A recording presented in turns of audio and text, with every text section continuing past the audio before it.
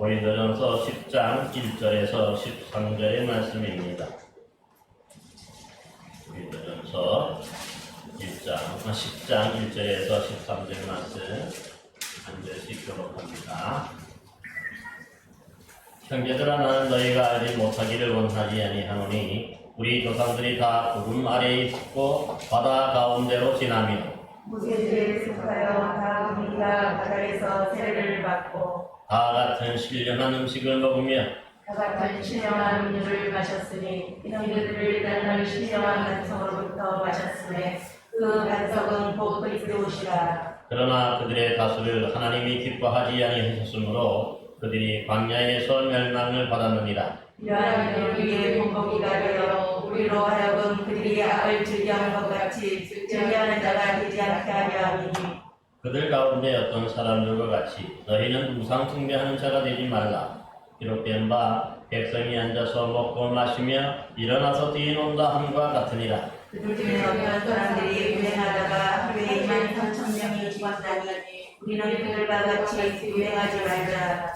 그들 가운데 어떤 사람들이 주를 시험하다가 뱀에게 멸망하였나니 우리는 그들과 같이 시험하지 말자. 그들 가운데 어떤 사람들이 원망하다가 멸망시키는 자에게 멸망하였나니 너희는 그들과 같이 원망하지 말라. 그들에게 일어난 이런 일은 본보기가 되고 또한 말세를 만난 우리를 깨우치기 위하여 기록되었느니라. 그런즉 선줄로 생각하는 자는 넘어질까 조심하라. 함께 있습니다. 사람이 감당할 시험 밖에는 너희가 감당한 것이 없나니 오직 하나님을 믿고사 너희가 감당하지 못할 시험 당함을 허락하지 아니하시고 시험 당할 기름에 또한 피할 길을 내사 너희로 능히 감당하게 하시느니라.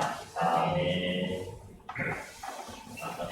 오늘 아침 성사과 함께로 함께 하셔서 본인 여러분들에게 기회해 주시는지 말씀하시기를 바랍니다.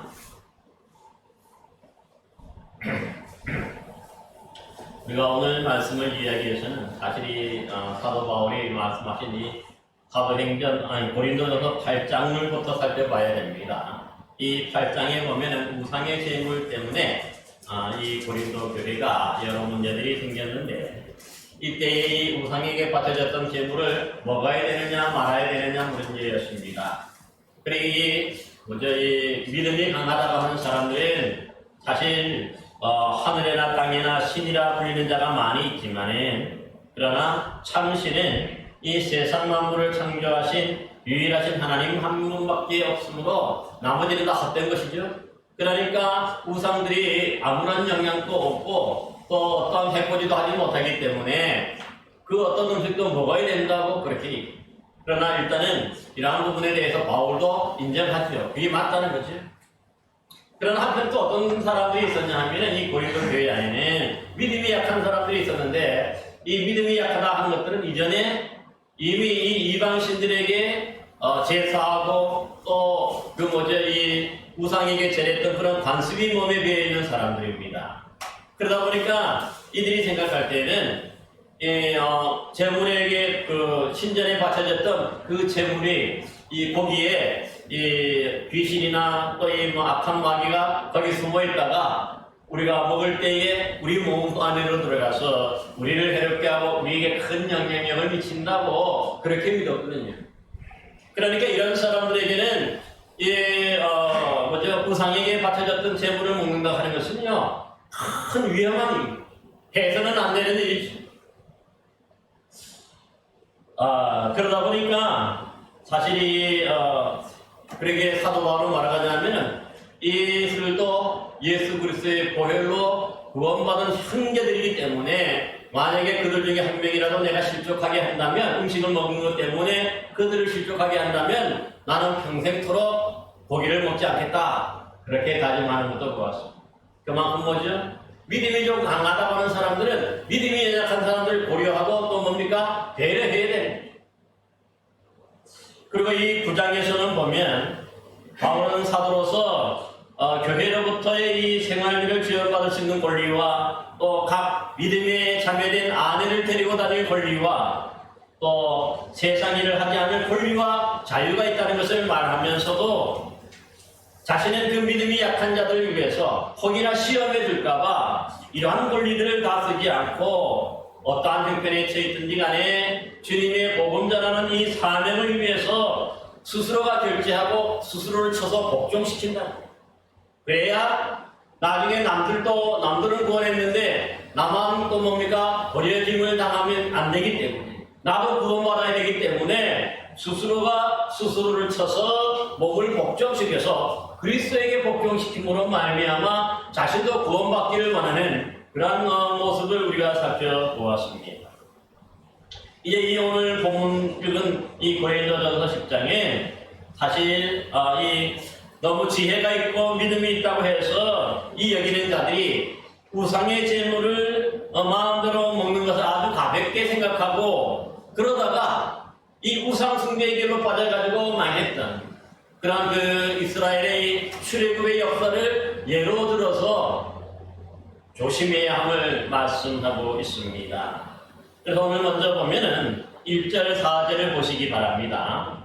형제들아 나는 너희가 알지 못하기를 원하지 아니하노니 우리 조상들이 다 구름 아래에 있고 바다 가운데로 지나며 모세에게 속하여 다 구름과 바다에서 세례를 받고 나 같은 신령한 음식을 먹으며 나 같은 신령한 음료를 마셨으니 이는 그들을 따르는 신령한 반석으로부터 마셨음에 그 반석은 그리스도라 그렇게 말씀합니다.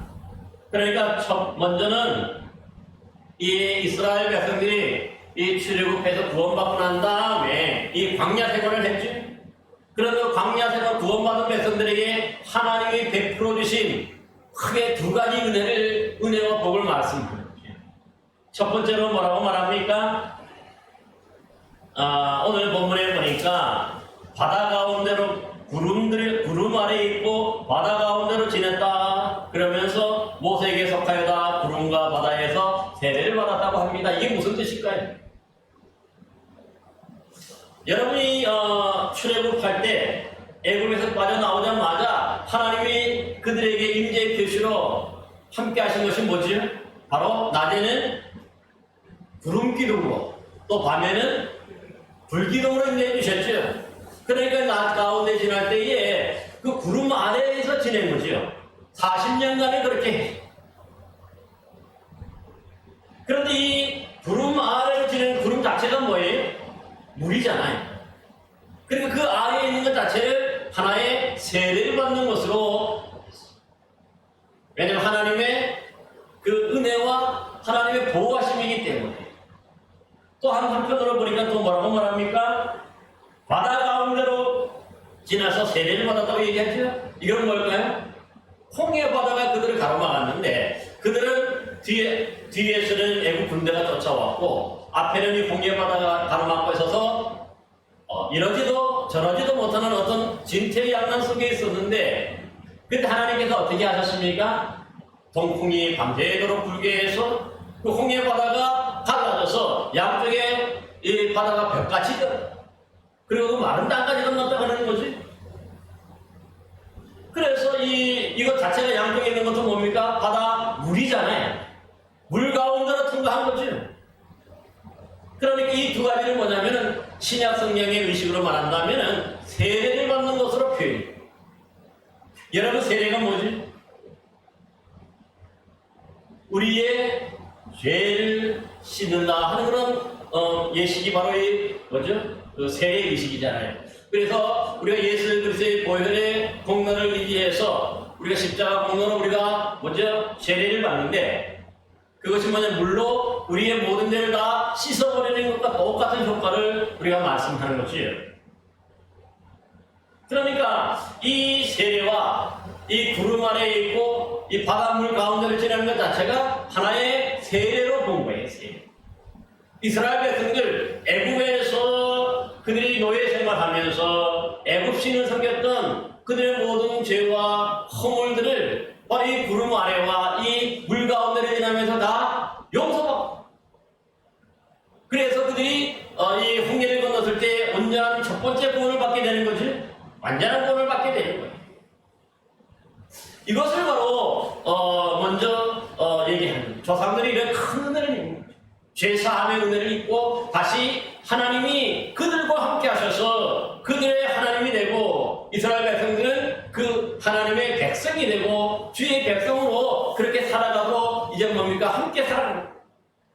그러니까 구원받기 위해서는 항상 우리가 뭘 합니까? 세례를 받지. 그거와 똑같은 절차로 보는 거죠. 그 다음에 또 한 가지 은혜가 3절, 4절에 보니까 다 같은 신령한 음식을 먹으며 다 같은 신령한 음료를 마셨다고 하는데 이것도 무슨 말일까요? 여기 신령한 음식은 뭘까? 잘 아는 대로, 기대하는 대로 볼까요? 하나님이 광야에서 내려주셨던 만나와 메추라기를 뜻하죠. 그리고 이 신령한 음료를 할 때 이게 뭘까요? 그들이 광야에서 물이 없었죠? 물이 없을 때 그들에게 하나님이 어떻게 하셨습니까? 반석에서 물이 나오게 했어요. 그래서 그들로 하여금 마시게 했고. 그러니까 이것을 다른 말로 한다면 뭘까요?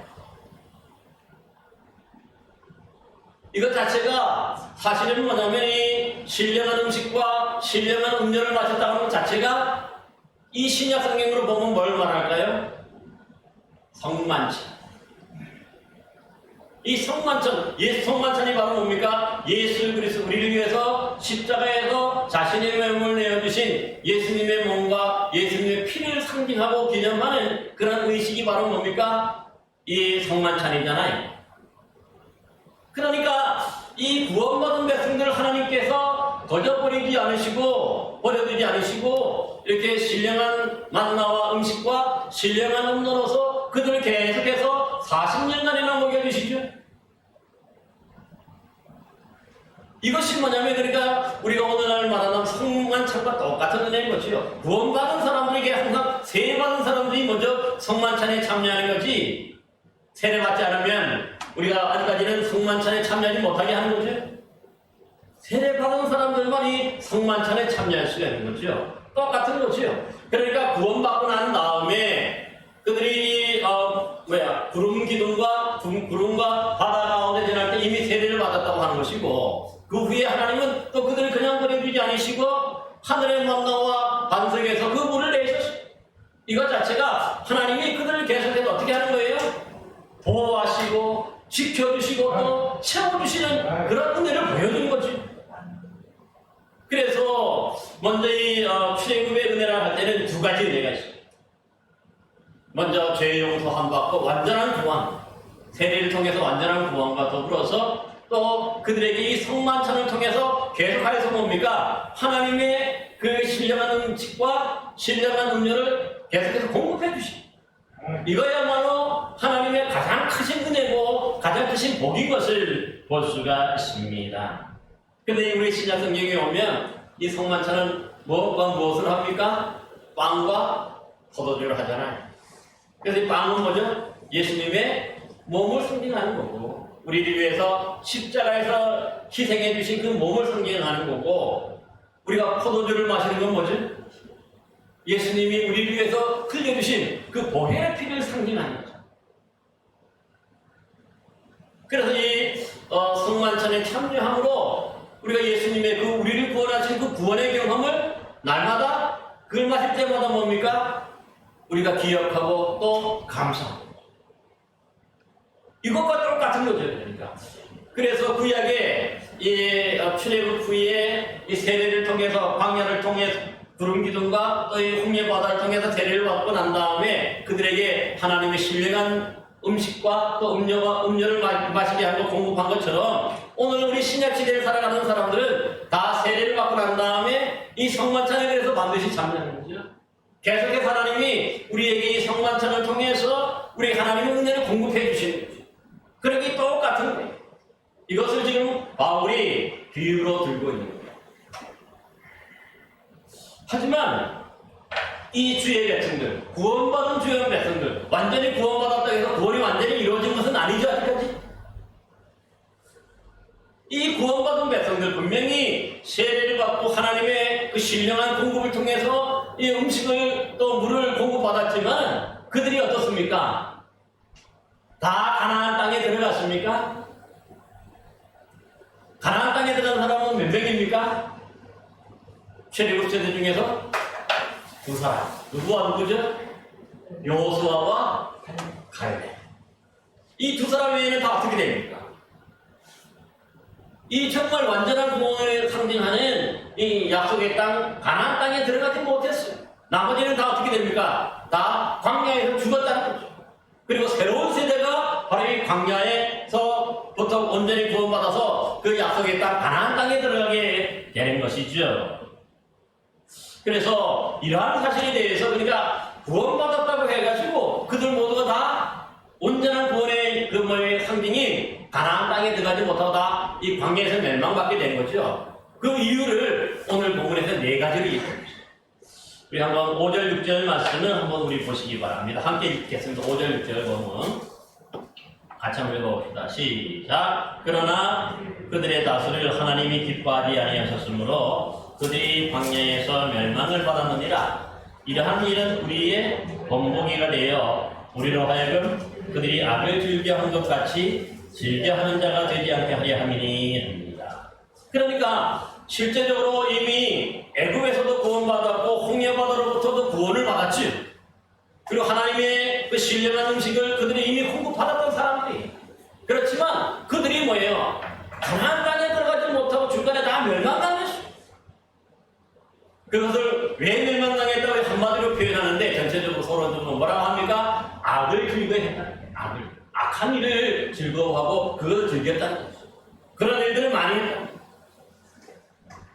그래서 모두가 광야에서 멸망을 당하였는데 사실 이것이 뭡니까? 그렇게 이런 사건들이 기록되는 이유가 뭐지?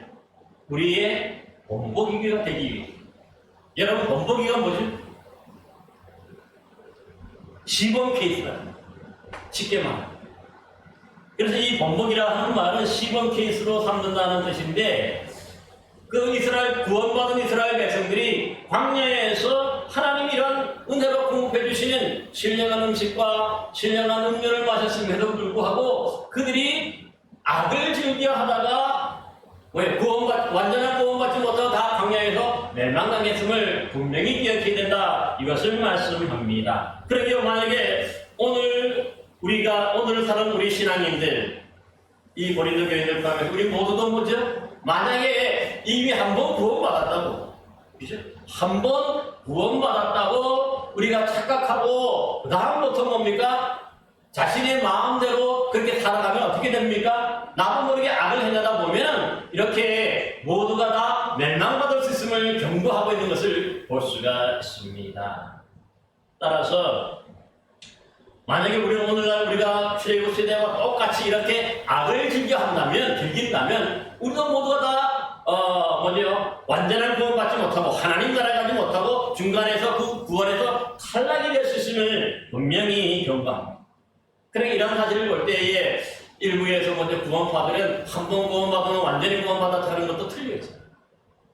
이미 우리가 이스라엘 백성들이 이 애굽으로부터 또 홍해바다로부터 이제 구원을 받았지만 우리가 가나안 땅, 약속의 땅 가나안 땅에 온전한 가나안 땅에 들어가기까지는 뭐예요? 우리가 조심하고 절제해야 돼요. 그래야 그날 우리 하나님 나라에 들어갈 때 진짜 구원이 있는 거죠. 지금 우리가 구원의 과정 속에 있는 거죠. 그건 이거더라. 자, 그러면 출애굽하여서 이미 구원받은 이스라엘 백성들이 이렇게 광야에서 멸망받게 된 것이 바로 악을 행하였기 때문인데 그들이 어떤 악을 행하였을까요? 4가지로 얘기하는데 한번 7절 말씀 한번 같이 한번 읽어보겠습니다. 7절 말씀 한번 살펴보십시다. 시작. 그들 가운데 어떤 사람들 같이 너희는 우상 숭배하는 자가 되지 말라. 기록된 바 백성이 앉아서 먹고 마시며 일어나서 뛰는다 한 것 같습니다. 그러니까 첫 번째 그들이 행했던 악이 뭘까요? 우상 숭배.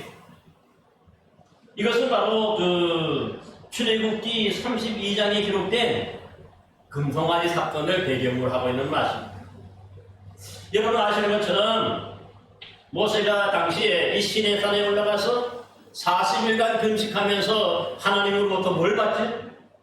말씀을 받으면 그 중에 가장 핵심이 뭐죠? 2돌판에다가 10계명을 하나님이 직접 새겨서 주시잖아요. 이러한 일들, 이러한 신령한 일을 하고 있었는데, 경험하고 있었는데 이 산 아래에 있던 이스라엘 백성들은 어떻게 했습니까? 이들은 이미 구원받은 백성들이죠. 애굽으로부터.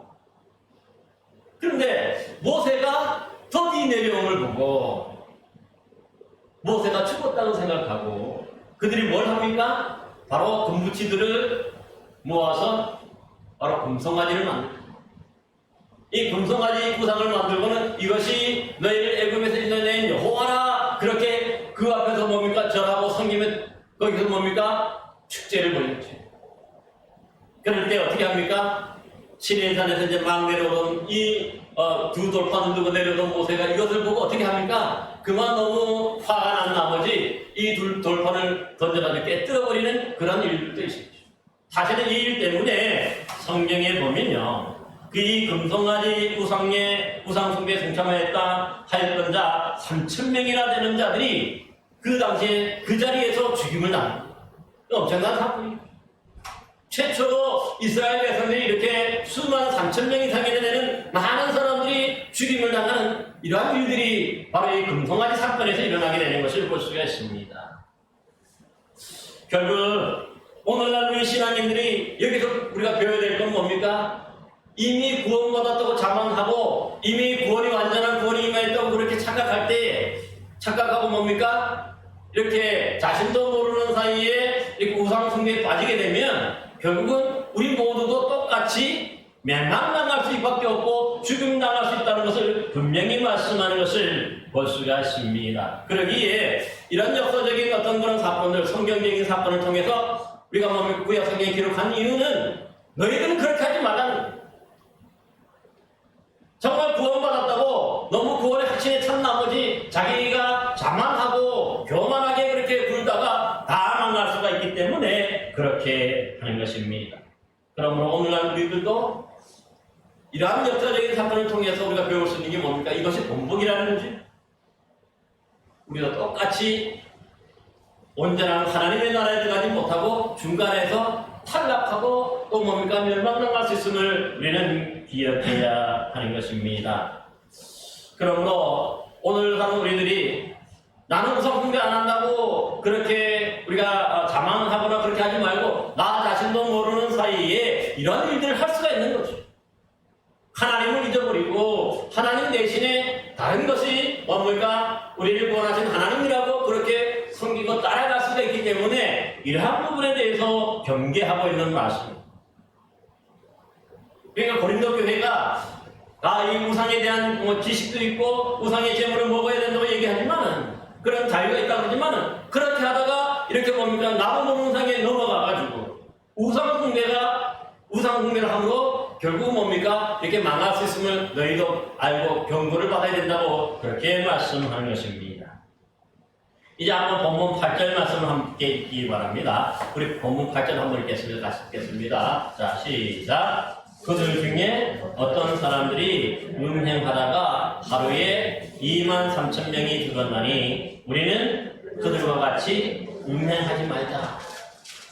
그런데 두 번째 구원받은 이스라엘 백성들이 이 뭡니까? 완전한 구원받지 못하고 광야에서 멸망받은 두 번째 이유는 뭐예요? 음행. 이것은 뭐냐면은 민수기 25장 1절 9절에 기록된 그 바알 부월 사건의 배경으로 하고 있습니다. 그래서 이 구원받은 이스라엘 백성들이 이제 가나안 땅을 향하는 이 광야 생활 말바기에 이르렀는데 바로 어디에 도착하냐면 모압이라 하는 곳에, 그러니까 요단강 건너편, 가나안 땅이 바라보이는 요단강 건너편이 시딤이라 하는 어떤 그런 지역에 도착합니다. 그러니까 이제 다 온 거지. 얼마 안 남았어요. 이제 거기서 요단강만 건너면 가나안 땅에 들어가게 되고 온전한 하나님의 약속의 땅에 이르게 되는데 그 얼마 안 남자는 이 기간에 어떤 일이 벌어져야 되냐?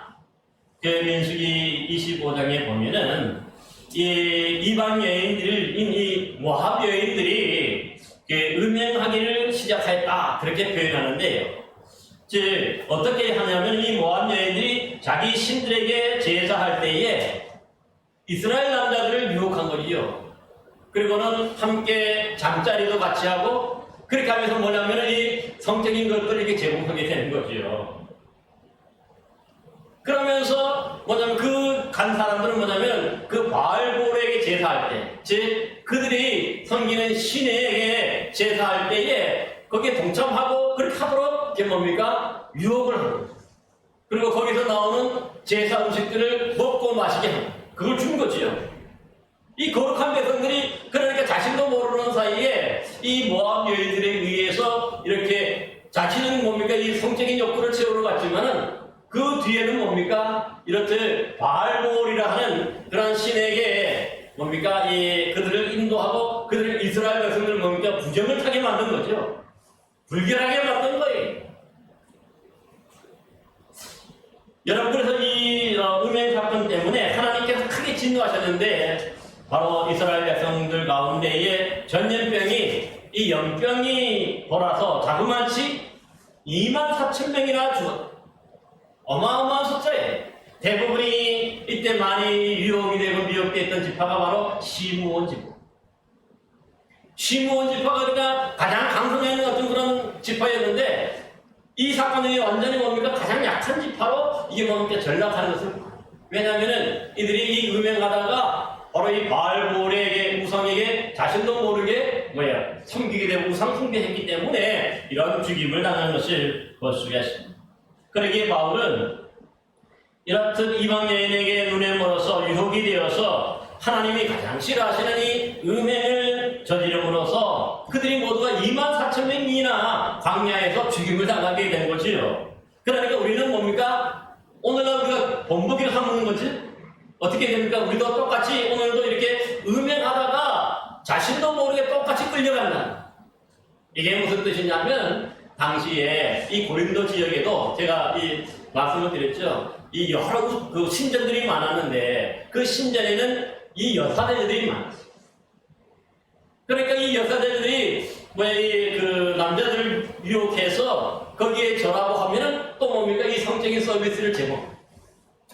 이런 식으로 하니까 그 먼저 이 우상에게 뭔가 이 숭배하고 우상에게 절하기 위해서 끌려간 게 아니라 이 여인들은 음행한 마음이 있으니까 이런 마음을 이용해가지고 이 남자들을 미혹해가지고 그들이 뭡니까 다 우상 숭배하도록 이끌어가는 것을 봐요. 이것이 뭡니까 미끼가 되는 거죠. 오늘날 우리가 많이 넘어지는 일들도 바로 이런 것도 아닙니까? 단순히 그냥 음행 때문에 그들이 죽은 게 아니라 이 음행을 통해서 거기에 미혹되다 보니까 오히려 이 우상 숭배에 빠지게 되는 거죠. 여러분 솔로몬도 마찬가지 아닙니까? 솔로몬도 사실 처음에는 하나님 중심의 이 고든 신앙이었죠. 그런데 그가 가장 크게 잘못한 게 뭐냐면은 이 여자를 너무 좋아했어. 그래서 비비를 1000명이나 두었다는 거죠. 그러면서 이 정략적인 결혼을 하면서 이 주변에 있는 여러 공주들과 정략적인 결혼을 하면서 그들이 가지고 그 여인들이 뭘 가지고 나면 우상 숭배를 가지고 오잖아요. 부터 시작해가지고 애국으로 시작해서 그 모든 그들이 민족들이 섬기던 그 우상들을 다 가지고 들어왔어. 근데 나중에 보니까 이 솔로몬은 이 우상 숭배하는데 동참하게. 그래서 솔로몬 때에서는 안 터지지만 그 아들 때에 가면 르호보암 때에 가면 나라가 북이스라엘과 남유다로 이렇게 갈라지게. 그 결정적인 원인이 여기서 이렇게 제공되는 것도 볼 수가 있습니다. 그러니까 오늘날 우리들도 이 사도 바울도 당시 고린도 교회에게 바로 요구한 게 뭐냐면 그 당시 주변에도 이렇게 많은 신자들이 있고 거기에 많은 여사대들이 이렇게 미혹하고 이 성적으로 미혹했기 때문에 똑같이 이렇게 음행하면 어떻게 되겠습니까? 똑같이 멸망당할 수밖에 없음을 분명히 경고하는 거예요. 이 고린도 교회.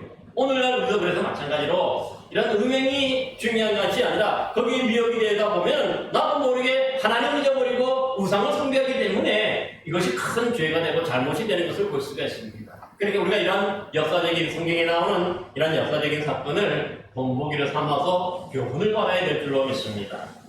그 다음에 세 번째로 한번 봅시다. 본문 9절 말씀 한번 읽어보시기 바랍니다.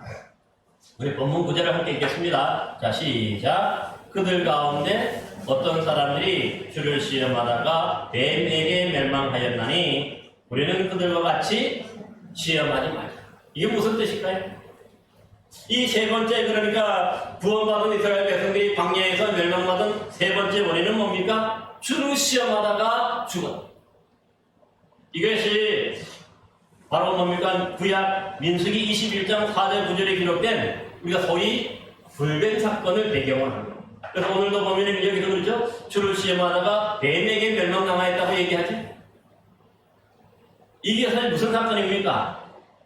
사실 이스라엘 백성들이 이제 홍해길을 쫓아서 먼저 에돔 땅을 둘러 행하다가 그들이 그렇게 원했는데 에돔이 뭡니까? 통과하지 못하게 했죠.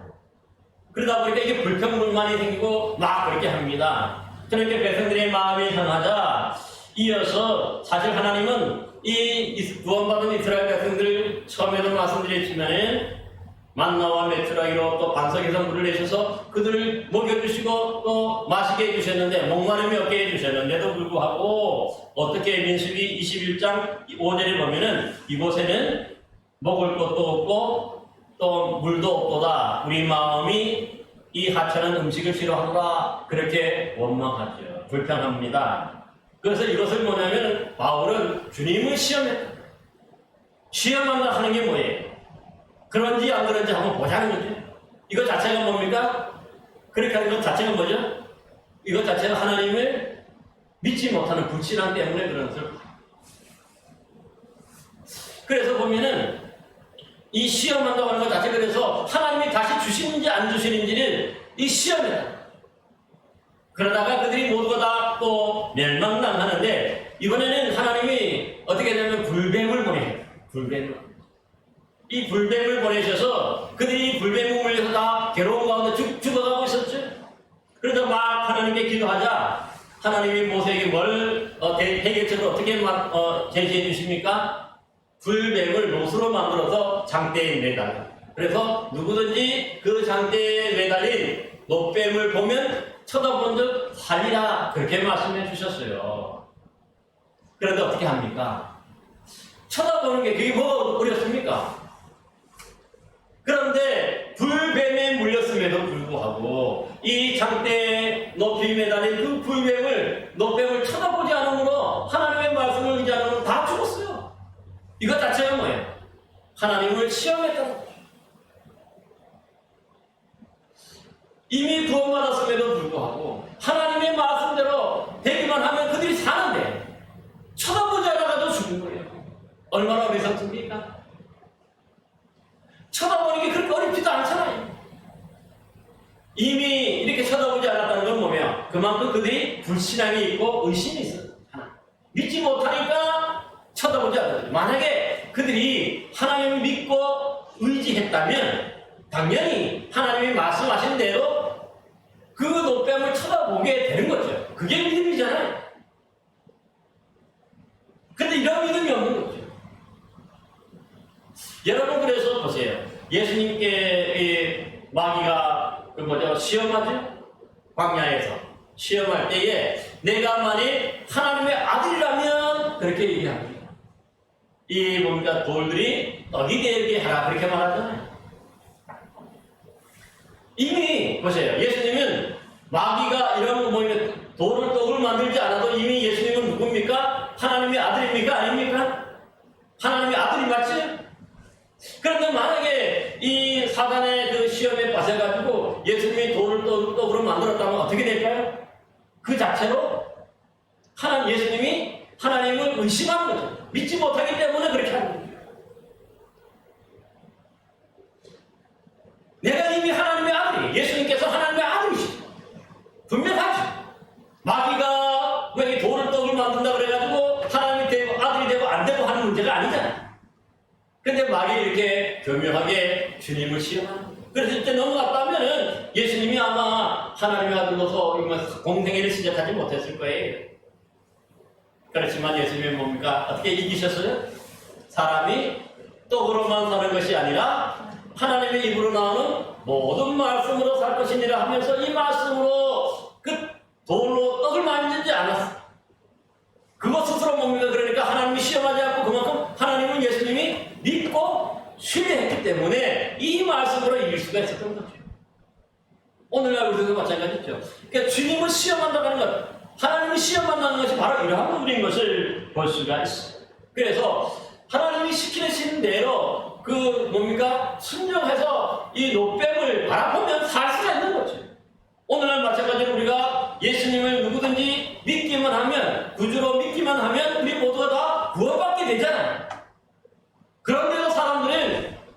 정말 그 사실을 믿지 못하니까 오늘도 뭡니까? 그들이 구원에서 탈락하게 됩니다. 그러므로 여러분, 하나님을 믿지 못하는 이런 의심과 불신함으로 스스로 멸망당하였던 그 이스라엘 백성들 본받지 말고 오늘 우리도 그러므로 주님을 이렇게 뭡니까? 시험하는 일을 해서는 안 되는 거죠. 하나님이 과연 역사할까 안 할까? 뭐 이런 식으로 해가지고 하면 안 되는 것을 분명히 말씀드립니다. 따라서 우리는 이러한 것들을 역사의 본보기를 삼아야 된다는 거죠. 본보기를 삼아서 우리는 주님을 시험하는 일을 결코 해서는 안 될 줄로 믿습니다. 그래야 우리가 온전히 구원받아서 하나님 나라에 이르게 될 줄 믿습니다. 이제 또 10절 말씀을 이제 네 번째인데 10절 말씀만 다 같이 한번 읽겠습니다. 10절 말씀입니다. 자, 시작. 그들 가운데 어떤 사람들이 원망하다가 멸망시키는 자에게 멸망하였나니 너희는 그들과 같이 원망하지 말라. 이 네 번째 멸망의 원인, 구원받은 이스라엘 백성들이 멸망받은 원인이 뭘까요? 바로 원망과 불평. 이것은 바로 구약의 민수기 16장에 일명 그 고라와 다단과 아비람이 원망과 이 반역 사건을 배경으로 하고 있는 말씀이에요. 무슨 뜻이냐 하면은 여러분 그 이스라엘 백성들 중에 레위 자손 중에 이 고라라는 사람이 있었고 또 루벤 하면 누굽니까? 이스라엘의 장자 지파죠. 원래는 야곱의 첫째 아들이 루벤이잖아요. 그러니까 이 루벤 자손 중에 다단이나 아비람 온이 이 마음을 합세해서 당을 지었어요. 편을 먹어서 군사지휘관 250명을 합세하여서 일어납니다. 그러니까 이 반역을 한 거죠. 그러면 뭐라고 하냐면 회중이 다 거룩한데 레위 자손만 제사장이 되고 왜 다른 사람들은 제사장이 될 수 없느냐? 우리도 제사장이 되게 해달라. 그렇게 들고 들어가. 결국 이 일 때문에 어떻게 돼요? 이 고라 자손, 레위 자손이죠. 레위 자손 중에 레위 자손만 오직 뭡니까? 제사장이 되고 또 성전에서 봉사할 수 있는 그런 권리가 있었죠. 나머지 11개 지파의 사람들은 그 누구라도 이 성전 가까이 가지도 못해서 안에 들어가지도 못한 거죠. 그래서 여기에 대해서 불만을 품었던 거죠. 우리도 그렇게 해달라는 거예요. 결국 하나님께서 이 일 때문에 진노하심으로 이 레위 자손인 고라 자손은 어떻게 합니까? 땅바닥이 갈라져서 그들이 상처로 수월에 삼켜지고 땅이 덮여. 그 다음에 나머지 사람들은 어떻게 됩니까? 성경에 보면 여호와의 불이 나와서 그 분양하는 그들을 다 불살라버리고 또 지휘관 250명은 뭡니까? 다 또 죽였어요. 그 엄청난 일입니다. 여러분 그래서 이 일에 가장 그래서 모세가 어떻게 해결했냐면은 각 지파별로 뭘 가지고 나오라고 그럽니까? 대표로 지팡이 하나씩을 가져오라고 그러죠. 이름을 쓰고. 그리고는 그 지팡이를 해마 지성소 안에다 바로를 넣어둬요. 그런 다음에 다음날 그 지팡이를 꺼냈는데 다른 지팡이들은 다 그대로인데 유일하게 아론의 지팡이에서만 뭐가 어떻게 달라졌습니까? 싹이, 어떤 싹이 나죠? 살구나무 열매가 맺혔어요. 하루 사이. 그래서 뭡니까? 다른 게 지파 사람들이 하나님의 이 아론의 지파가 뭡니까? 결국 레위 지파죠. 그래서 제사장이 될 수 있는 지파잖아요.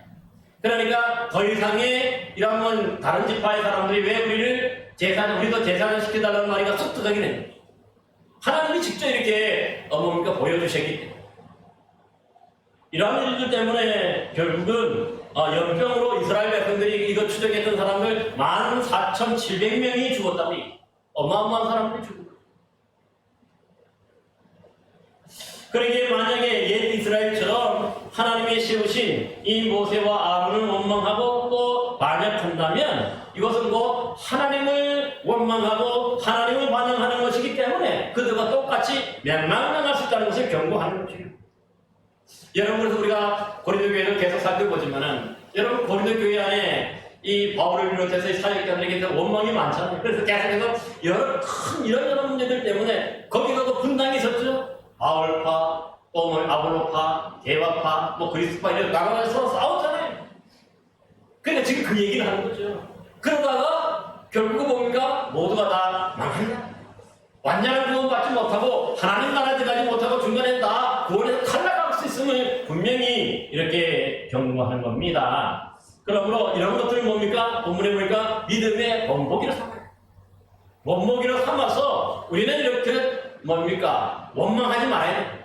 원망하다가 이렇게 결국 엄청난 일들을 당하고 다 광야에서 멸망당할 수밖에 없기 때문에 대표적으로 오늘 네 가지로 이렇게 얘기하는데 저와 여러분 모두도 이렇듯 우상 숭배하지 말고 음행하지도 말고 주님을 시험하지도 말고 원망하지 말고 우리가 구원받았다고 뭡니까? 우리가 너무 교만하고 자만해서 자행자지 하다가 이렇듯 중간에서 탈락하는 그런 일들을 겪어서는 안 될 것입니다. 오히려 끝까지 우리가 마지막 날 그 하나님 나라에 들어가는 그 순간까지 우리가 절제하고 우리가 뭡니까? 근신해야 합니다.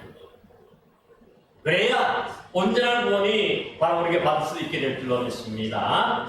이제 본문 11절 12절 말씀 우리 함께 같이 읽겠습니다. 11절 12절입니다. 시작. 그들에게 일어난 이런 일은 본보기가 되고 또한 말세를 만난 우리를 깨우치기 위하여 기록되었느니라. 그런즉 선주로 생각하는 자는 넘어질까 조심하라.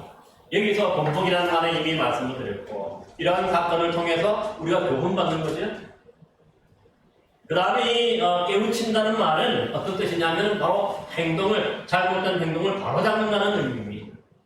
그러니까 이스라엘 백성들이 그동안에 이렇듯 우상 숭배하고 음행하고 주님을 시험하고 원망했던 이런 잘못된 행동들은 뭡니까? 이제는 바로잡아요. 이런 것들은 틀렸어요. 만약 우리 가운데 이런 모습이 있다면 이런 것들은 틀렸으니까 뭐예요? 바로잡고 돌이켜서 회개해야 되는 거죠. 왜 바로 이 칼을 가야겠다는 그런 뜻인 것을 볼 수가 있습니다. 따라서 우리가 보면 이렇듯 뭡니까? 우리가 사실은 신약 성경만으로도 충분하죠. 그래서 우리 구약을 그림자라 그리고 신약이 진짜 구원의 실체라고 얘기하기 때문에 그럼에도 불구하고 뭡니까? 구약이 오늘날 필요한 이유는 이러한 것 뭡니까? 본보기로 우리가 삼을 수가 있고 또 이렇게 해서 우리를 깨우쳐 주기 때문에 그래서 우리가 오늘날도 구약을 가르칩니다. 그래서 더 분명한 이유로 12절에서는 밝히는데 12절에 보니까 그런즉 선주로 생각하는 자는 넘어질까 조심하라 합니다. 여기서 섰다 하는 것이 뭡니까? 구원을 완전히 받고 확신, 믿음이 강하다고 나름대로 뭡니까? 생각하는 거죠. 하지만 이렇게 섰다고 생각하는 사람은 어떻게 됩니까? 넘어질까 조심해야 돼요. 지금까지는 정말 좋은 믿음, 훌륭한 신앙생활을 해왔지만은 앞으로 넘어질 수 있는 거죠. 왜냐하면 우리의 그 믿음의 길은 보면 항상 보면 이런저런 장애물이 많잖아요. 가다 사람 때문에 넘어지고 걸려 넘어지고 쓰러지기도 하고 때로는 화도 뭐 이런저런 일들 대부분이 너무 많잖아요. 그래서 아마 이런 평탄한 길이라 하면 문제가 없는데 이런 구불하기도 하고 때로는 곡선 길이기도 하기 때문에 왜 조심해야 돼요. 돌뿌리도 있고 또 때로는 자갈길도 있고 또 진흙탕 길도 걸어갈 수가 있기 때문에 그렇기 때문에 우리가 늘 조심해요. 그래서 사실 우리 신앙인은요, 내가 과거에 아무리 훌륭하게 좋은 믿음 생활을 했다고 해서 내가 지금 구원이 보장되는 것은 아니에요. 오늘 우리가 이스라엘 그 역사를 통해서 네 가지 우리가 교육받지만은 뭐지요? 이렇게 구원받았던 그래서 광야에서 신령한 뭐죠? 음식과 또 이 음료를 마셨던 이스라엘 백성들, 구원을 완전히 받았다고 했던 이스라엘 백성들도 중간에 다 멸망당하고 두 사람만 가나안 땅에 들어가잖아요. 마지막 들어가잖아요. 똑같은 거죠. 그 말씀을 지금 하는 거예요. 오늘 우리가 과거에 아무리 열심히 해가지고 구원받았다 그래가지고 그것 때문에 우리가 뭡니까? 과거에 열심히 했기 때문에 그 공로로 하나님 나라에 들어가는 것이 결코 안 되는 거죠. 우리가 구원받는 것은 뭡니까? 항상 보면 돼서 믿음은 현재입니다. 현재. 그래서 우리가 지난번에 한번 살펴보았지만 바울은 빌립보서 3장에서 뭐라고 합니까? 과거의 일은 다 잊었다. 내가 아무리 열심히 하고 많은 뭡니까? 열매도 맺고 전도의 열매도 맺고 교회도 많이 개척하고 그랬지만은 이런 것들 다 잊어버리고 앞에 하나님의 있는 부름의 삶을 위해서 내가 지금도 열심히 달려가고 쫓아갈 뿐이라고 얘기해요. 이게 우리의 신앙입니다. 과거에 그러면 우리가 과거의 신앙에만 머물러 있고 과거에 내가 이렇게 하고 뭐도 하고 전도 황도되고 뭐도 하고 뭐도 했다 그게 중요한 게 아니에요. 오늘 내가 넘어지고 오늘 내가 쓰러지고 오늘 내가 여기 멈춘다면 그걸 받지 못해요. 왜 그렇습니까? 우리는 오직 우리의 구원은 예수 그리스도를 믿는 그 믿음으로만 가겠다. 우리가 주님 앞에 설 때 이 믿음 외에 그 어떤 뭐 공로라든가 어떤 뭔가 그런 것들 때문에 들어가는 구원받는 건 결코 아니지. 그러니까 그 믿음이 현재의 믿음이 그래서 중요해요. 현재. 그러기 여러분 보세요. 우리 신앙인들은 이 자만이 그래서 금물인 것을 알아요. 그 누구라도 이 목사라도 이 자만은 금물이. 우리가 이 10장에서 살펴봤지만 이 바로 가나안 목전에 둔 약속의 땅 가나안 목전의 이 시딤에서 이 모압 여인들이 바로 거기면 요단강을 건너가면 가나안 땅인데 약속의 땅인데 거기서 바로 뭡니까? 이 바알볼 그 여자들의 그 아름다움에 유혹받아가지고 마지막 순간에 넘어진 거잖아요. 마지막 순간에 넘어졌어요. 오늘 우리도 마찬가지인 거지. 우리가 지금까지 믿음 생활 잘 하고 정말 좋은 신앙생활로 좋은 믿음 생활을 했던 것 같은데 이 마지막 순간에 앞으로 남은 이 마지막 순간까지는 우리가 제대로 믿음 생활을 하지 않으면 우리도 역시 구원에서 탈락할 수 있음을 우리가 분명히 기억해야 합니다. 그러기에 우리가 고린도전서 앞에 보세요. 한번 9장 27절에 뭐라고 말합니까? 이 구절이 사실 이 구절을 위해서 이 10장이 기록된 거예요.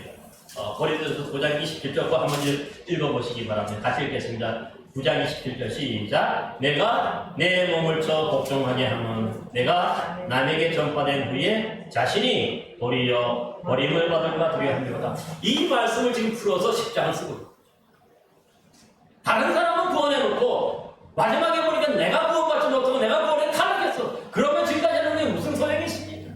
얼마든지 우리가 마지막 구원에서 탈락할 수 있음을 이 바울은 분명히 경고하고 있습니다. 그러니까 그 누구라도 여기서 뭡니까? 자유로울 수 있는 사람이 없는 거죠. 목사는 마찬가지.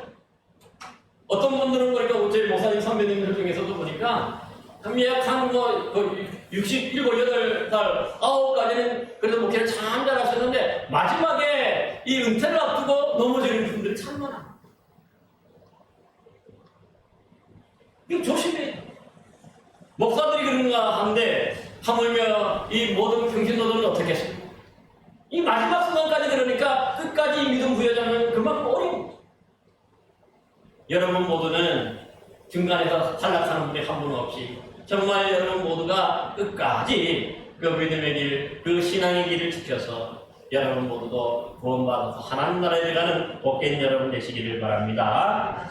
이제 13절 말씀, 마지막 절 말씀이 아주 중요한 말씀이죠.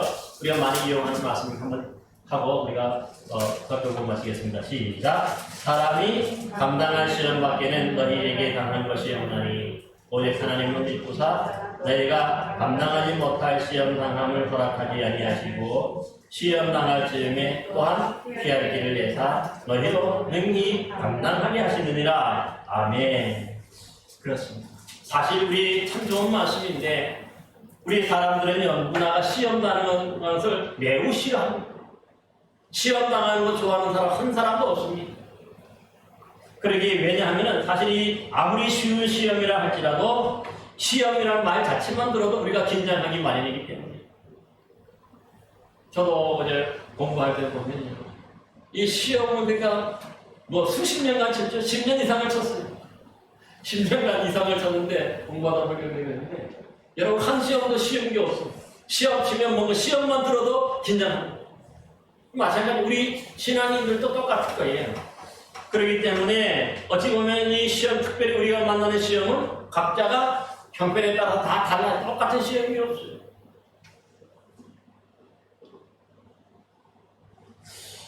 그렇기 때문에 우리가 이 시험에서 이기려면 어떻게 됩니까? 이 이스라엘 백성들이 이 시험을 이기지 못해서 광야에서 다 멸망당했는데 우리는 이 시험을 이겨야 되겠지. 그러려면 가장 중요한 게 뭡니까? 주님의 도우심을 강구해야 됩니다. 나 혼자 힘으로는 부족하지. 그러니까 너에게 뭔가 하나님이 우리를 도우신다는 얘기. 그래서 너희가 감당할 시험밖에는 당한 것이 없다고 얘기하는 것은 뭐죠? 하나님이 우리에게 우리가 이길 수 있는 시험만 주신다는 거예요. 왜냐? 우리를 믿으신 하나님 우리를 도우시기. 내 혼자서 이 시험을 이기는 게 아니라 하나님이 도우셔서 이 시험을 이기도록 해주신다는 거예요. 이 시험을 이김으로써 우리가 판단 믿음이 성장하고 성숙하고 열매를 맺게 되는 거예요. 그러기에 우리 마지막으로 잘하는 구절 로마서 8장 26절 말씀 외울 수 있는 분은 한번 외우시고 찾을 수 있는 분은 한번 찾아보시기 바랍니다. 사람이 이와 같이 한번 해봅시다. 시작. 이와 같이 성령도 우리의 연약함을 도우시나니 우리는 마땅히 기도할 바를 알지 못하나 오직 성령이 말할 수 없는 탄식으로 우리를 위하여 친히 간구하시는구나. 아멘. 그러니까 뭡니까? 우리가 어떻게 기도할지도 모르고 기도도 잘 안 나오는 그 순간에도 성령 하나님이 우리를 도우신다는 거지. 우리를 위해서 기도해 주신다는 거예요. 그래서 우리가 이길 수 있는 거죠. 내 힘으로, 내 능력으로 이기는 게 아니에요.